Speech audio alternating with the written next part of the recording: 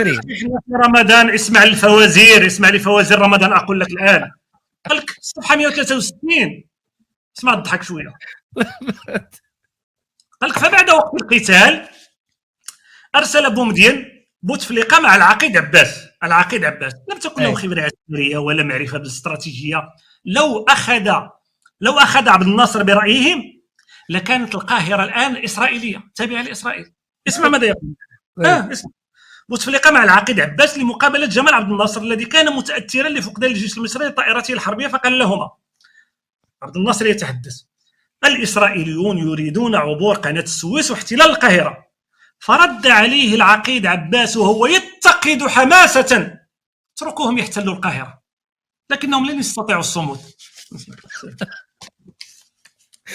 طيب الله، اتركوهم يحتلوا القاهره لكنهم لن يستطيعوا الصمود.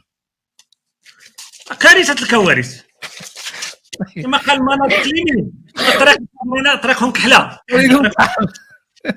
طيب انا الحقيقه يا دكتور هذه معلومات والله العظيم بصراحه يعني اول مره اسمعها من كتبهم. لا ايوه انت ادنتهم من عندهم يعني، لكن